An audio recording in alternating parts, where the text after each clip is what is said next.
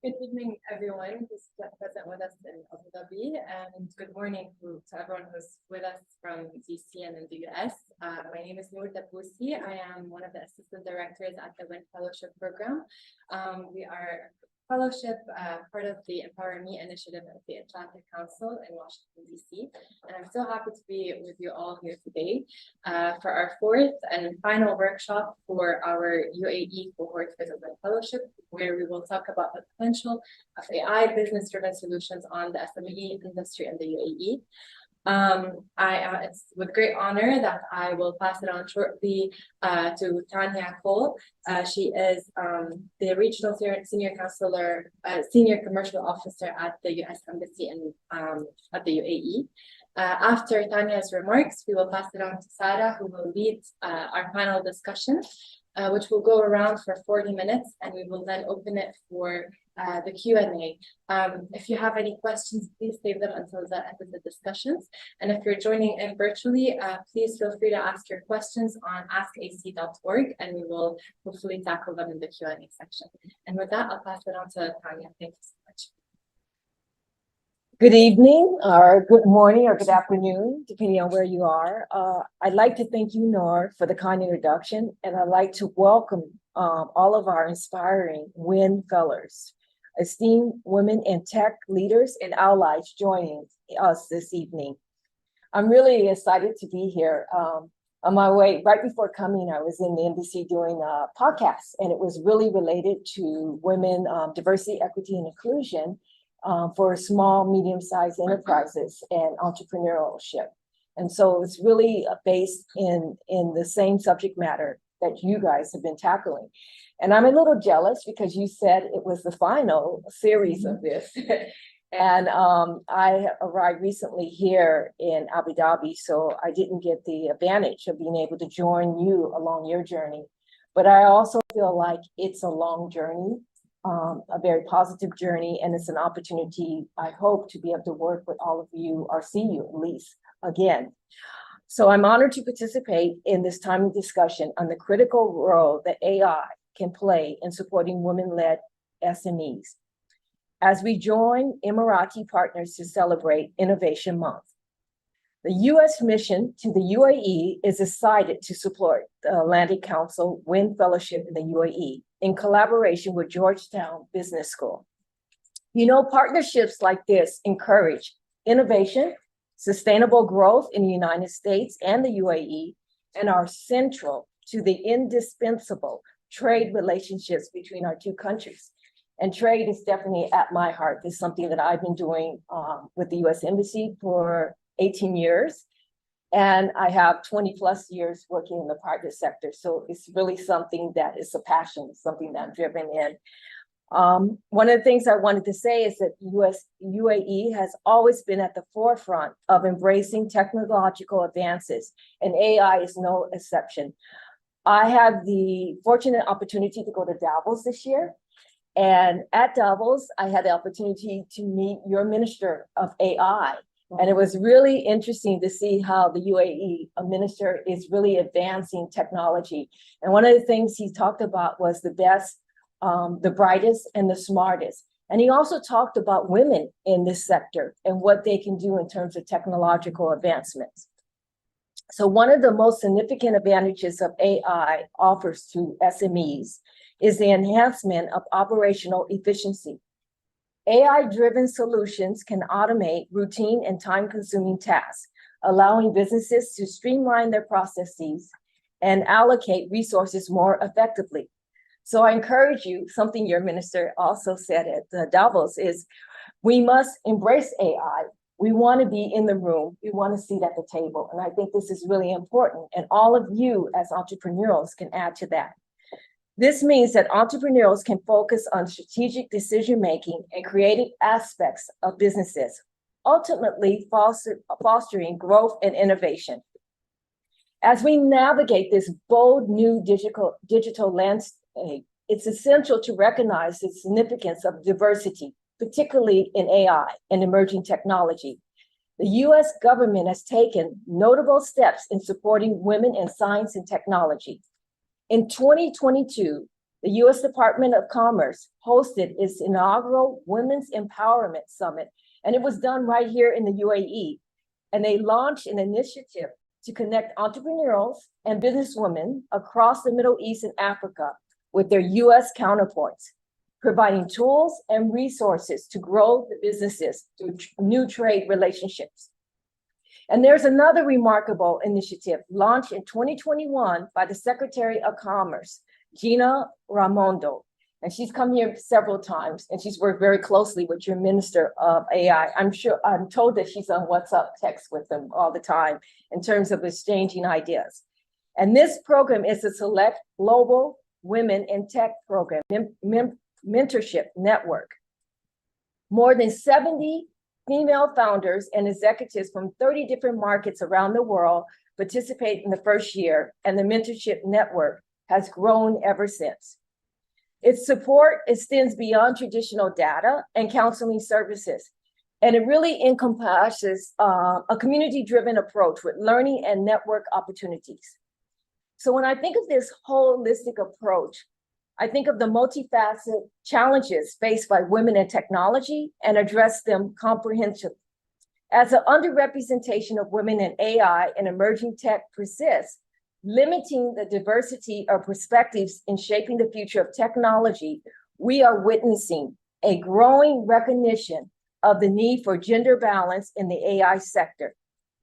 So it's really important to continue expanding initiatives like the Select Global Women in Tech Mentorship Network and encouraging girls and young women to explore STEM fields from an early age and ensuring they have the tools, including AI, necessary to succeed once they launch their businesses and join the workforce. Personally, I have to say, I am also a STEM. I think of myself as a STEM thriver and not just a survivor. Prior to going into the diplomatic service, I worked as an engineer. And so I worked in the transportation area. And I've also worked in the biochemistry area. So those are two different areas that, as I was growing up, I didn't see people that look like me there.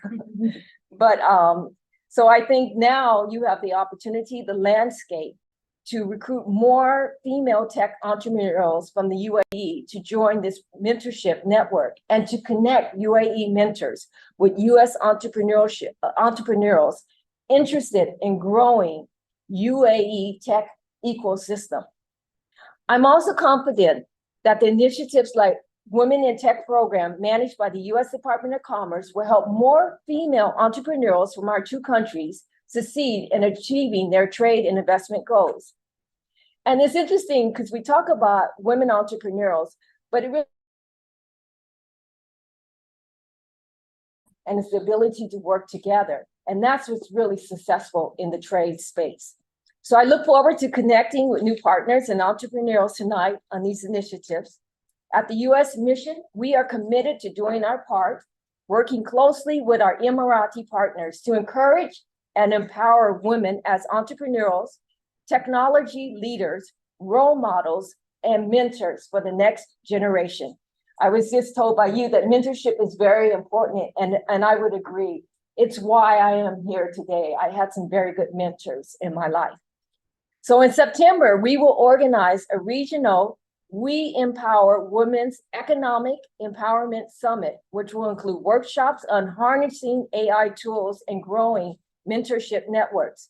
And so as we collectively navigate the ever-evolving landscape of technology, let us remain really dedicated to breaking down barriers, fostering diversity, and ensuring that women continue to shape the future of AI and benefit from its awards. I'd like to thank the Atlantic Council for bringing together an impressive group of expert speakers who will be moderated by Sarah Sadok, Head of Innovation at Entrepreneurial Magazine Middle East. And I look forward, and I really do look forward from hearing from all of you and hearing how you're leveraging AI tools. Thank you very much. Thank you very much for this fantastic intro, and it's great to hear all the initiatives that are there and that you're leading with your peers. So Thank you very much. So hello, everyone. My name is Sarah Sadouk. I am pleased to be here on this panel. So first of all, I would like to thank the Atlantic Council, as well as the WIN Fellowship and Empower ME for staging this event and for having me part of it. My name is Sarah Sadouk. I'm the head of innovation at Entrepreneur Impact, which is the innovation board of entrepreneur.com. For those who may not know, Entrepreneur Middle East is the region leading title when it comes to entrepreneurship and innovation. And we are an official licensee of the American brand Entrepreneur. We've been operating in the region since 10 years now. And in fact, we are celebrating our 10th anniversary this month. So at Entrepreneur Impact, our mission is to instill innovation and entrepreneurial mindset in government entities and private sector. We host programs as well as business intelligence and forums for the public and private sector. As we dive in to the session, I'm here to moderate this exciting discussion on the potential of artificial intelligence solution on the SME industry in the UAE. We will touch base on how women need to be taking advantage on this innovation in the business as well, as they run different businesses in the region. For reference, 95% of companies in the region are SMEs, so this shows a great potential for artificial intelligence to be adopted by this exciting ecosystem. So now to do this, we have a great panel of speakers, and I'd like to start by quickly introducing each of them. First of all, we are quite familiar with Abna Ajmal at Entrepreneur Middle East, who is the Executive Vice President Market Development for the EMEA region at MasterCard. Hello. Thank you very much. Abna. It's an honor to be here. Thank you. Then I'd like to introduce Abir Habal, Managing Director of Data and AI at Accenture. And last but not least, Salim Shemlal, do I pronounce it well? Yeah. Director of Product at AI71, which is a very exciting as well venture. So thank you to everyone for being part of this panel. And I'd like to start and kick off this discussion with a look at the current state of affairs when it comes to artificial intelligence and the UAE business landscape. Salim, I'd like to direct this question to you, but perhaps you can tell us a little bit about yourself and your role at AI71, as well as tell us how AI is making its presence felt in the UAE at large. Okay, very well. Thank you so much for the invitation. Thank you so much for having me. And I'd be happy just when one day when we tell AI, hey, I'm lost, just get me to the place and get there. So my apologies, a few minutes late. So AI71 is a venture within Venture One. So I just want to maybe share some context. So I'm also affiliated with TII. TII is Technology Innovation Institute. It's, I believe, maybe the leading innovation center here in the UAE. And it was founded about 4 years ago. And Venture One is a sister company of TII. It is the commercial arm of all the research and innovation that happens at TII. TII has 10 centers, a center for crypto, a center for cybersecurity, for quantum computing, biotech, and so forth.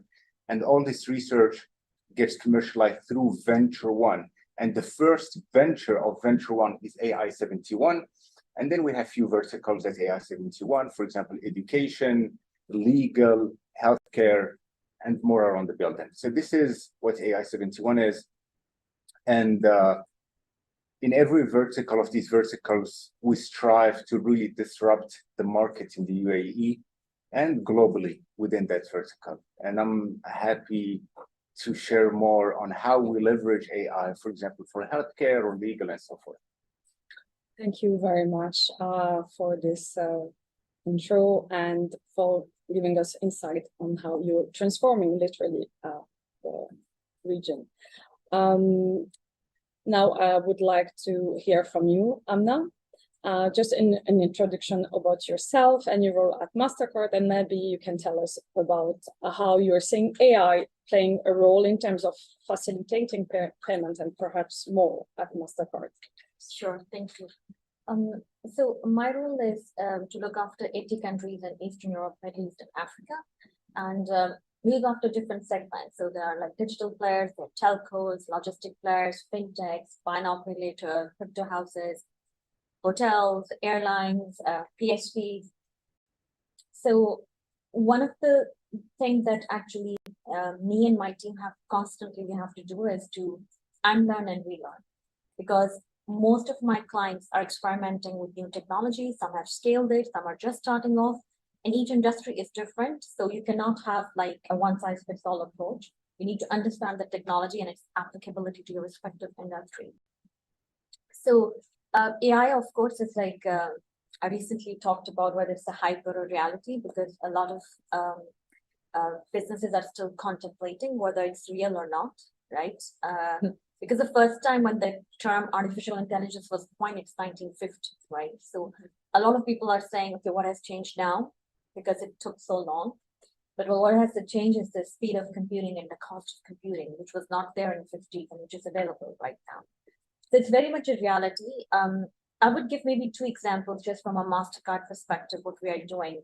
Well, first of all, it's now a topic of discussion. I would say in every industry. So I don't only look after financial services, there are multiple other industries, and you talk to hotels, hospitality, they're looking into it. You talk to logistic firms and looking into it.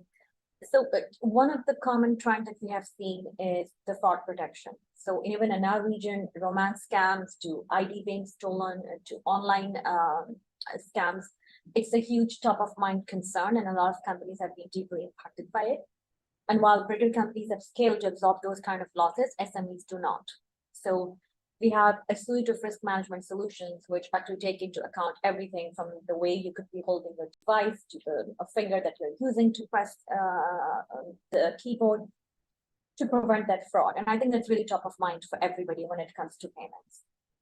And second, I would say is, I read an interesting fact that 7 out of 10 adults, and I'm sure everyone in this room does the same, we try to make sure we get rid of the ads. You know, you're reading a newspaper, an ad is popping up, you're always trying to find that close button so you can get rid of it, right? And this is a big dilemma for the digital marketers, because how would you market and communicate with your target audience, right?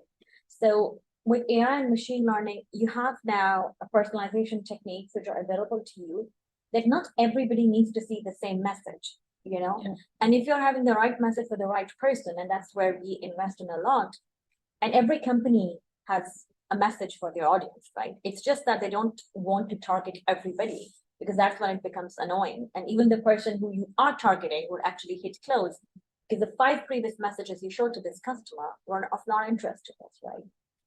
So I think personalization and fraud and risk management would be 2 big areas where we are focused on. So would you say that AI is becoming more intuitive? Oh, absolutely, because even before AI, the only thing was scalability, right? When we had data warehouse teams and data scientists who, without any technology, I'm talking about, it may make me sound old, but 18 years back, you know, in banking, I remember you're running portfolios of millions of consumers, right? And you want to send them, let's say, an offer on Christmas or a Eid or a school, back to school, right? You would go to your data science team, and they will actually, the poor guys will take like 4 or 5 days. They will generate a segment for you, and they will say, this segment gets this email, this one gets this SMS, right? The only thing is, there was like an army of people doing this, and it would take them 3 days. And by the time it will go out, it could be that, you know, it's no longer relevant, or half of the people are not in the country, they're not using your offer, right? So imagine that all of this can happen in nanoseconds now. You do not need that intensive human capital behind it. And you have the ability to tweak and change in real time, right? So I think of AI more as scalability and speed to what human beings were doing before. Yes, there's a transformational element to it, but a lot of it is just bringing speed and scalability to what humans were doing before.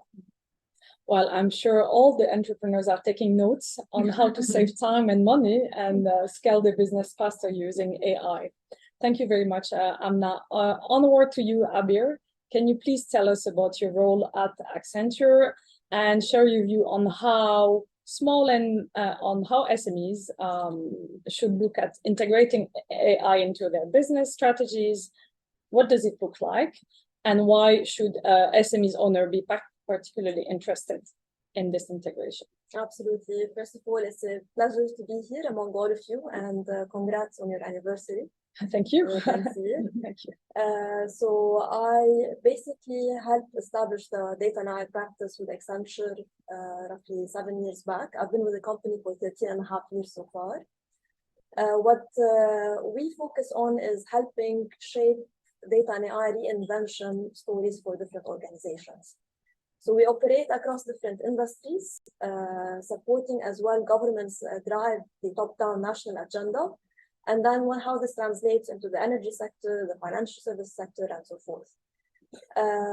So our methodology is really about focusing where the value is, and then how to bring people together to embrace it, how to experiment, and then eventually scale, how to make sure as well that the right technology is supportive, leveraging computing capacity, managing data, governing data privacy, and so forth. And eventually, as well, we've helped shape what the regulatory landscape looks like today, whether in terms of AI ethics guidelines or data privacy, or as well the data sharing, data governance aspects. Now, globally, as Accenture, we are excited about where the world is heading, and we believe as well we have a key role to help shape where we're heading. And actively in Davos as well, there was a series of thought leadership sessions just to provoke ideas in this space. We've done our own studies to understand what is really the potential, because ChatGPT has bring this about, but we moved from narrow AI that can do single tasks, to generative AI that can do multiple tasks, right? Multiple modalities. So what is really the potential of this technology? So the research that we looked at really went into every single type of occupation to understand the different tasks for each of these occupations, leveraging AI with that, but also understand what is the potential for automation and what is the potential for augmentation. Okay, so automation of mundane tasks, augmentation to increase the value add and support basically people conducting these tasks. And just the average around all of the occupations is roughly 40%. So that shows a lot of potential, for productivity improvement. And we need to capitalize on this opportunity and understand how to really make the best out of it. So this is really our angle in terms of understanding where the value resides and understanding how the transformation can be executed. Thank you very much. And what are the sectors where do you see the adoption of AI booming? Yeah, the top sectors today are mostly in the financial services area. So you look at capital markets, insurance, banking. The level of adoption and potential there, and especially that they have to process huge amounts of information in real time. So there's a lot of potential. But nonetheless, every industry has a huge area of opportunity to build on, right? If you talk about healthcare, there's a potential in terms of better diagnostics, better prevention, and so on. And the value of these as well cannot be really computed. So it's really about the level of automation augmentation can happen, but also looking at the impact, because even if that level is low, the impact will be really huge, like the case of healthcare. So progressively, we see in this industry, we see as well in the industrial area, in manufacturing, mining, energy, especially when it comes to asset management, how to effectively manage and optimize operations, and really, but there's a story behind every industry. Thank you very much. And we have two main players in the sector you mentioned, the financial sector, and AI-71 is also prominent in the healthcare sector. So, it's a good, I would say, a good picture of what AIs are going into.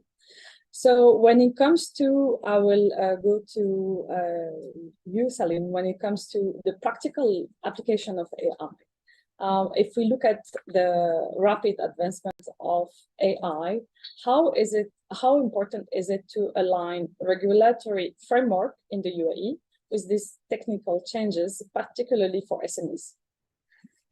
Very well. So we have to propel innovation for AI or any other technology. You see, I remember like a year exactly from about a year, like last March, there was an open letter that came out in the US where all these tech leaders, they decided to sign actually to pause or to hold the development of AI because we're not really ready for it from the safety side and all that. But I personally believe, right, like we can't do that. I mean, at the end, there wasn't a pause. So I believe we should strive to propel innovation while in the meantime, put in regulation and all the standards in place, like they're both evolving together. And in addition to these two, of course, just building international collaborations and looking at like every country has its own standards for doing things. For example, data privacy protection or any regulations, they go by nation. But at the same time, consider every other nation. And that's why actually every nation has their own AI strategy, right? And here, for example, in the UAE, they were the pioneers of setting an AI strategy. You know, many other countries in the world, they still don't have an AI strategy. So I think all that together is a good direction to have this framework around AI that ensures safety and all. I mean, you see, and we can't put standards and regulations there and assume that we're gonna always adapt them. You see, like there are many things that are coming out in AI that we still don't know or may not even understand. So we just have to be kind of even adaptive to changing those regulations and standards. So I would, and for example, in healthcare, like how healthcare is operated. So I spent the last 19 years in the US, particularly like in Silicon Valley, working with big pharma, and the way how it's done there, it's very different, for example, in UAE. They're very different, for example, from North Africa. And yeah, so I think it starts by understanding the landscape where you're working and then working with that. Thank you very much. Actually, regulation has been such a hot topic when it comes to AI. Who owns the data and how do we go about it? So I would love to hear your view. I'll start with Amna.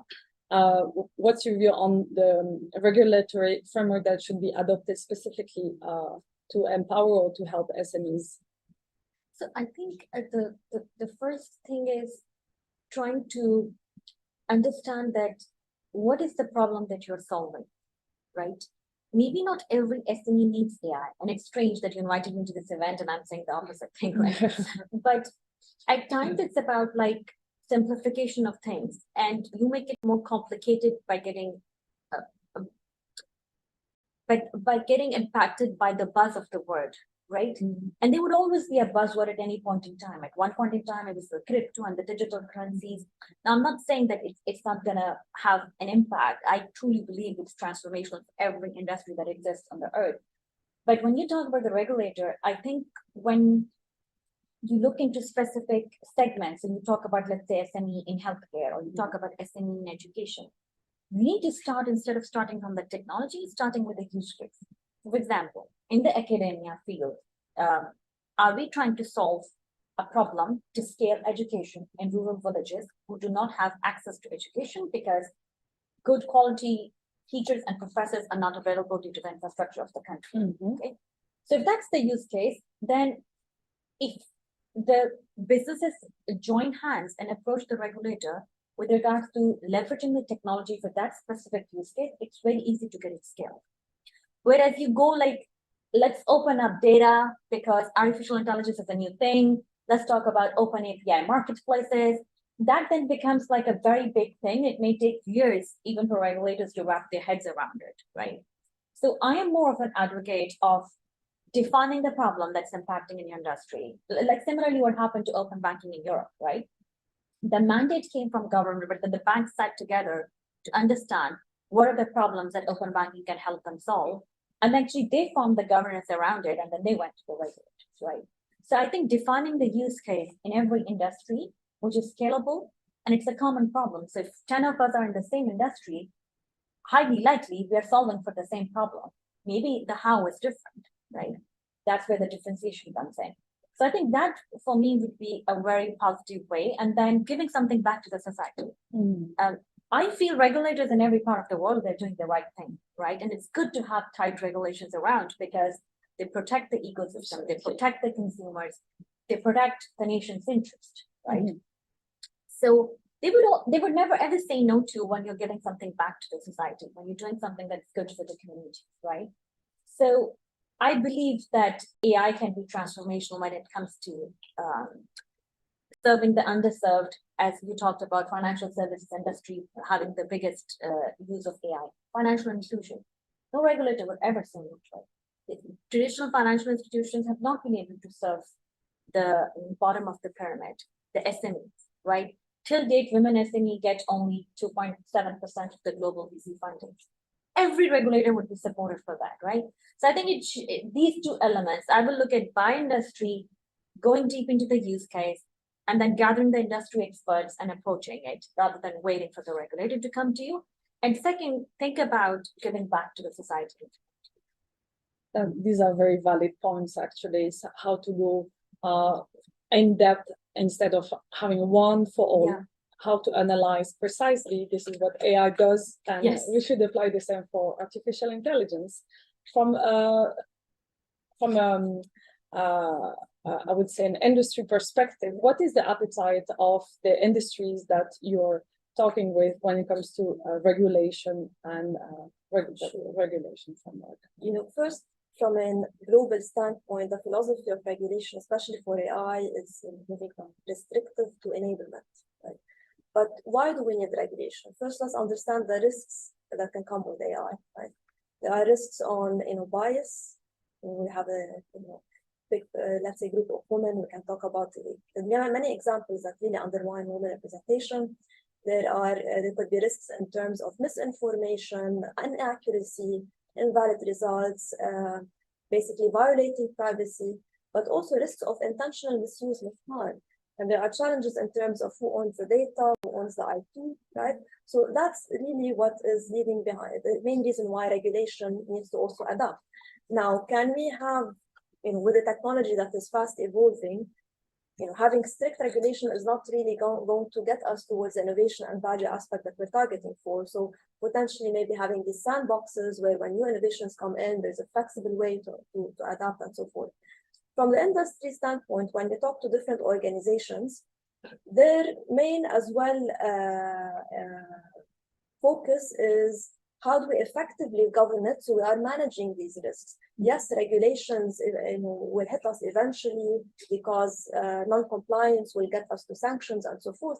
But these organizations also understand that there could be a huge financial harm, reputational harm, impact on people's lives, and that's really what's driving actions toward building responsible AI. Thank you very much. I think we all agree that today we are using AI to improve our life. So we see it as a positive evolution of where the world is going towards. And we shifted a little bit away from the original topic, but I think this is something that was quite interesting for SMEs to consider in the future. Yeah, if I can add maybe to just follow up the points here. You see, I feel the best thing that maybe as societies we can do with AI is that every nation or every community or every society should have their own model of AI. You see, I give you an example. For example, not now ChatGPT, or if we take ChatGPT and then or whatever AI model and we ask it questions, for example, from here at UAE or any other country, it may give us answers that we think they are sound and all.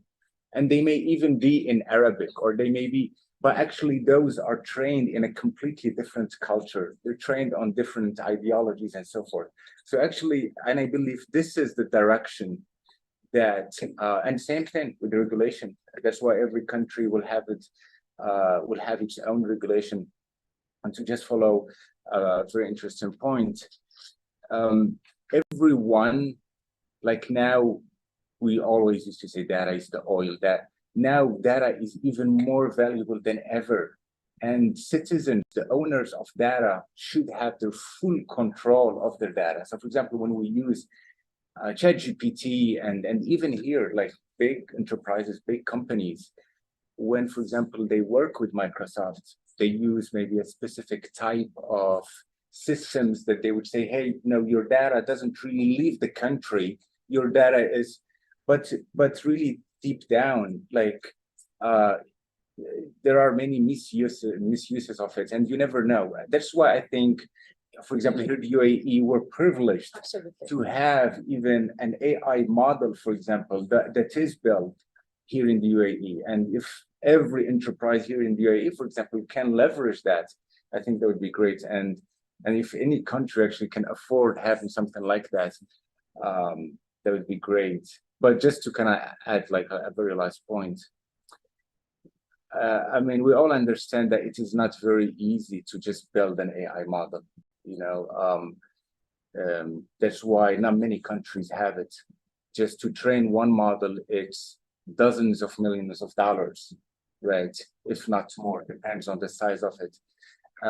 So that's why I think international collaborations here also help. For example, UAE is working, for example, now we just had last week with the WGS, at World Government Summit, we signed, for example, strong partnerships with Brazil, with Serbia and others. So actually, with those partnerships, we're able to agree on terms that we will guarantee your data sovereignty. We will have all your citizens control of the data and so forth. Thank you very much for this global aspect of the question. Actually, we are blessed to be here in the UAE. And once again, artificial intelligence is something that will help and is helping all of us. Just the thought of being able to predict our future disease and address them using artificial intelligence is such an advancement in the healthcare sector. So let's go back to the SME, the SMEs, now that they have a broader understanding of where we're going to.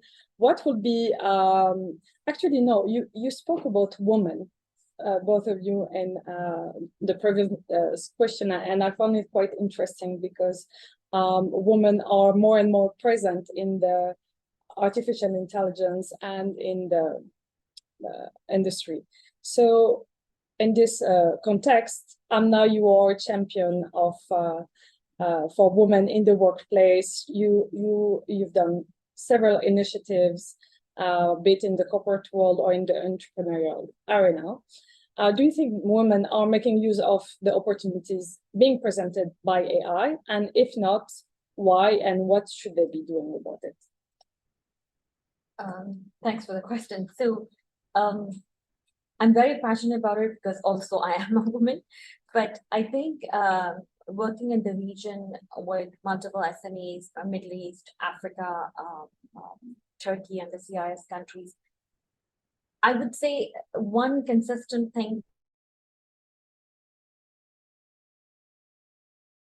and now here, and I think the theme is consistent across the globe, is a little bit of self-belief and confidence, right? And new technologies require that. So whenever I'm meeting women SMEs, I always tell them to have that confidence and self-belief. And I think that's something that's a little bit of a hindrance when it comes to usage of new technology. I think men have abundance of that usually. The second thing I would say, whichever industry, business we are in, I think Abir highlighted that point. AI is simply taking the past data, right? You have to understand as an SME, if you want to leverage it, that past data, more so in this part of the world, it has actually been a representation of when only men were in the industry. So to give you a very small example, right? The thermostats, which were discovered in offices, they were discovered in the 60s. Only men were in offices, right? So you would see in every office, and even in Dubai, it's very common, women are sitting with blankets and men are with jackets off.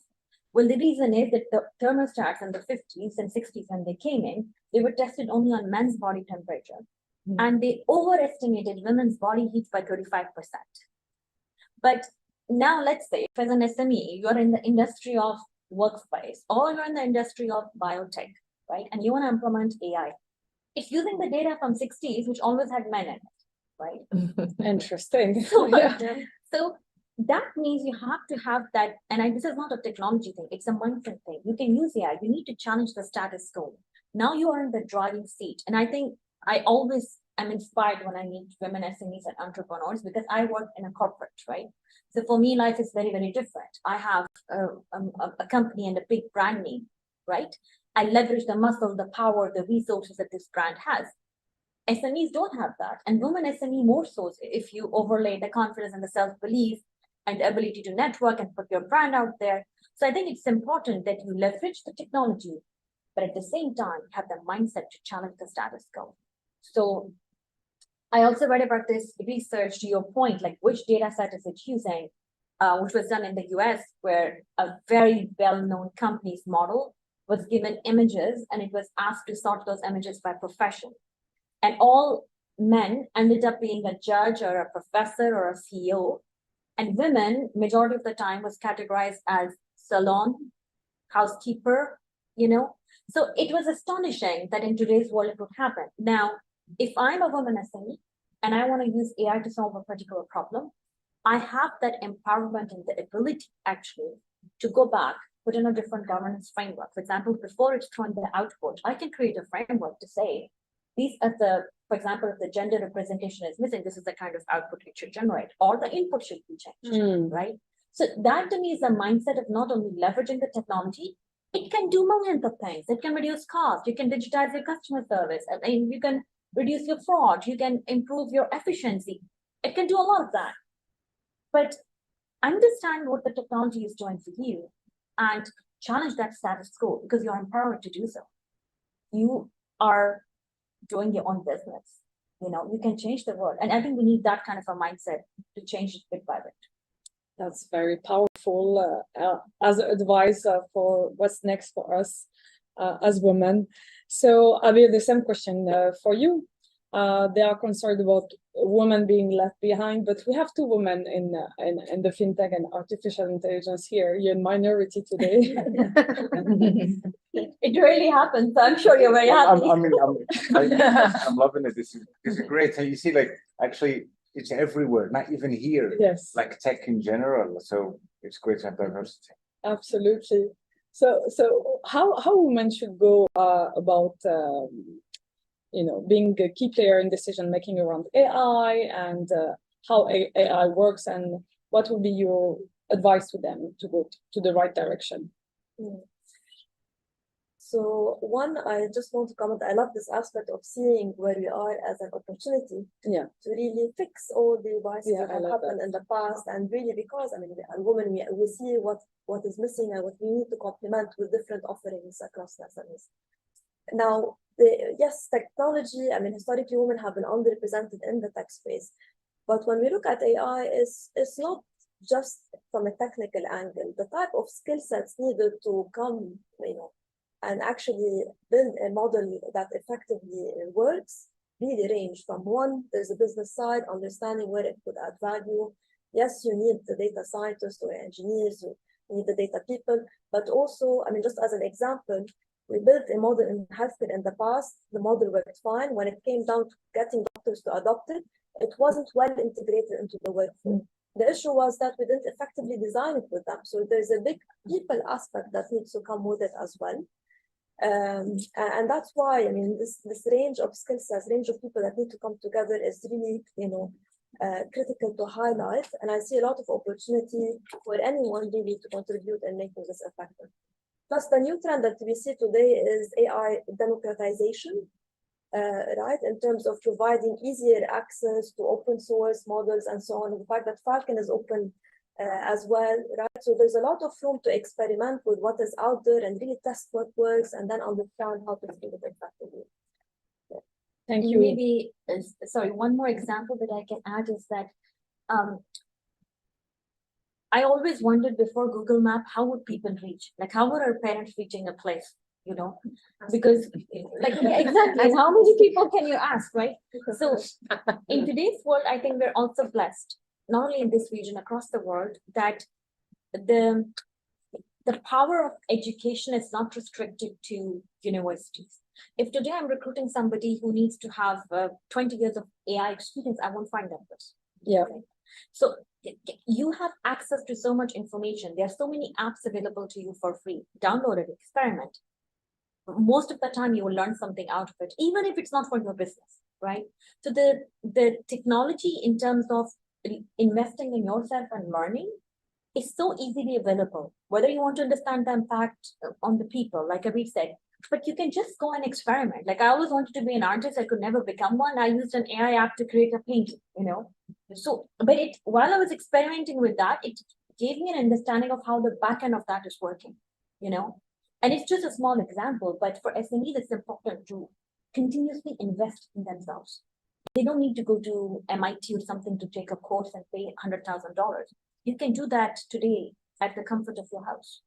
That's very, actually, this is a very valid point. Everything is available if you want to learn and upskill. And Yes. human certain design is also something to take into account when you develop the AI. And also everything is open for learning. I think I see a sign from you. There's a couple of questions. So we'll open the floor to the Q&A session. Yeah.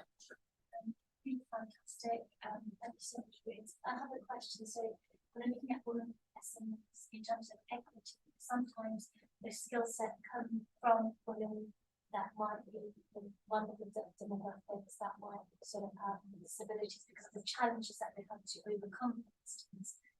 How can you ensure in the regulatory framework that equity is present and that always will have access? And I speak as a neurodivergent mother of 3 children on the autism spectrum that I have to go and pick up now because I don't have help in the software. So how can women like move that direction become obviously the green, but there are vulnerabilities. So how does that extend globally in terms of equity to sort of get us on? The open consultation aspect is really critical, yes, because you need to get different voices heard, right? So there are so many circumstances to account for. And this is really what regulators need to watch out for to make sure everyone is really engaged. It's an opportunity to kind of highlight these different aspects, and that's why I mean, maybe framing it in a sandbox way, makes it seem as if only businesses can contribute, but it's really open for the public to really highlight these different cases. And maybe another thing I would add to it is that, and I'm very passionate about it because I have a daughter who actually is not at all interested in academics at all. She's at the bottom of her class for everything, right? But she does skating, she does horse riding, she does swimming, she does tennis, she does ballet, she does piano, and she does rhythmic gymnastics, right? And she's 6 years old, right? So just as a woman and a parent, I'm talking about is that the school till date is teaching the exact same things that they taught me, yes? And I'm in my 40s. My daughter is 6 years old. So there's a fundamental gap in the education system, right? So I wrote today about this famous ballet dancer from England, Julian Lynn. And the short story is that she could not focus at school and she was behind homework and she was always fidgeting. So the school told the mom to, and this is 1930s, to take her to a doctor, right? So she took her to the doctor and she explained in front of Julian that, she fidgets, she can't do homework, this, that. And the doctor said to the girl, I need to talk to your mom. So we leave the room, right? And while he was leaving, he switched the radio on. And he told the mom, because she started dancing, he's like, your daughter is not sick, she's a dancer. And she went on to become the world's most famous ballet dancer, and she was a multimillionaire because she opened her own schools.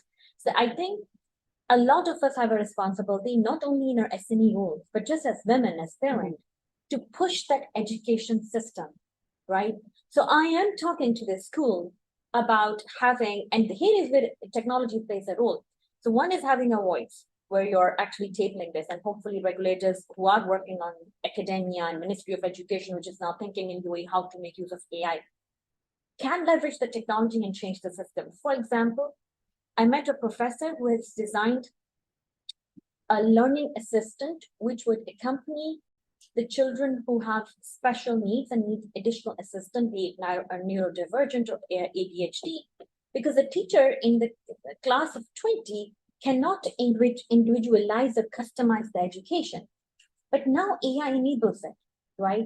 So I think having that voice at different forums to encourage the governments to actually, and they are doing it anyways, but you have to push something that has existed for thousands of years, you know.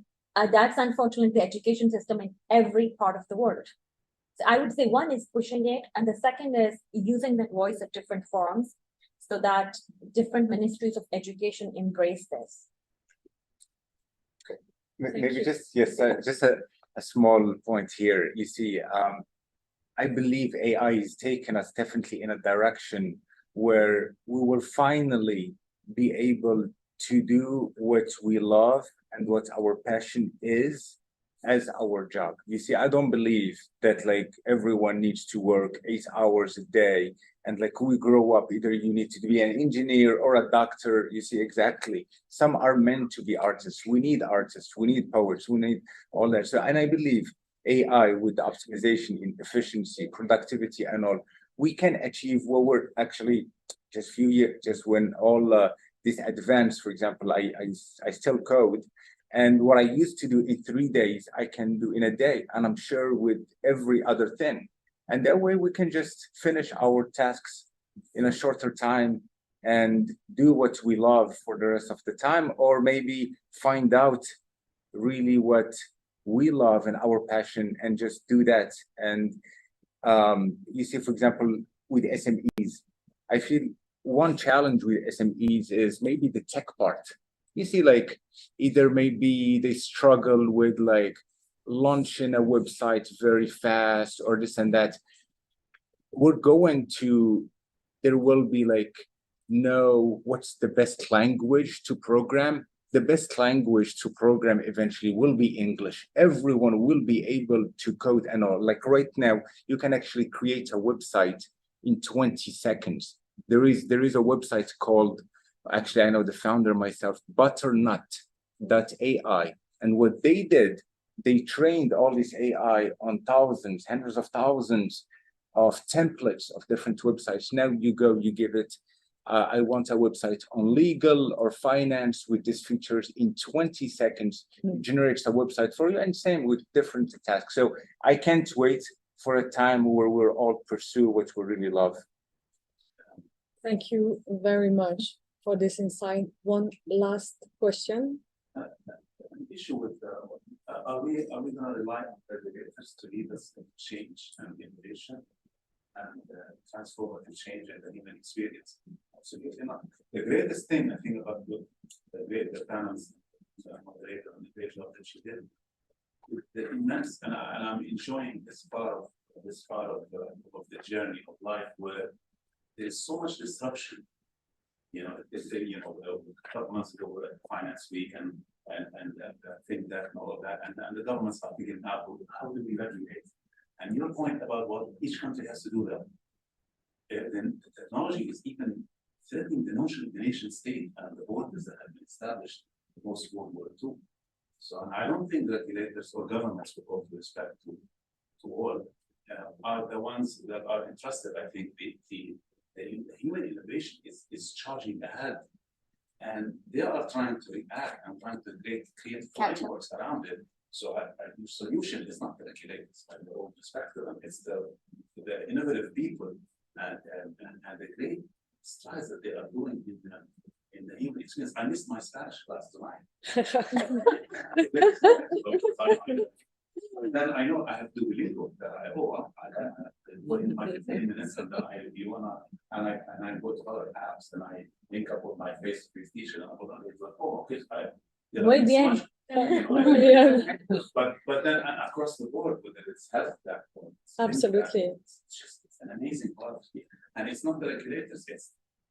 I think we all agree that artificial intelligence can accelerate our growth as human if we use it in the right way. So it's all about learning the tools that are available in the market for SMEs to scale up their business fast, understand what kind of AI tool they should use to scale up and to develop further their businesses, and how it is our responsibility. At the end of the day, it's our responsibility to learn about artificial intelligence. So it's not to rely on others, but to know how to use it in the right way as humans. So I will pass the floor to Noor for the closing remark, and thank you very much for Thank you this very much. insightful conversation. Thank you, Sarah, and thank you again to our panelists. I very much enjoyed the conversation, but I'm sure you all did. I learned a lot. I will end with just a few points to summarize the discussion. AI, as our panelist said, has a huge transformational power across different industries, whether your SMEs in financial, industrial, manufacturing, or operational, even more. Your AI, you can definitely leverage AI to improve and scale up your business. Second, a very important thing for you to do is to look for the problem that you're trying to solve, and then trying to find the solution for your problem. And as Amna said, maybe your SME doesn't really need AI. The most important thing is for you to try to simplify your business model, and AI can certainly do that if you find the problem and then find the solution. Third, risks are inherent. They are a big part of AI, and this is why we discussed a little bit the regulation side of things. And SMEs, like big organizations, need to take that into consideration when deciding to apply AI into their models. Fourth, a point that I really liked, since we touched upon women's role in AI, self-confidence is key to applying these technologies. So leverage these technologies, but as women, challenge the status quo. And then finally, I will end with this note. To prepare, I really like your point on that. To prepare the next generation of SMEs, entrepreneurs, the educational system needs to change. And then speaking here, I'll allow myself to speak on behalf of the WIN Fellowship. Perhaps this is something we'll discuss for our next workshop. How can we apply AI technologies more into the academic system? With that, I would like to thank you all for joining us in person and online. Thank you for our panelists and our moderator, and of course, thank you for our partners at the US Embassy here at the UAE, and for our partners at ADGM. Thank you so much for your help. You can watch this on our website at theatlanticcouncil.org, and please reach out if you have any questions to the WIN Fellowship or the Empower Me Initiative. Thank you all so much. Thank you.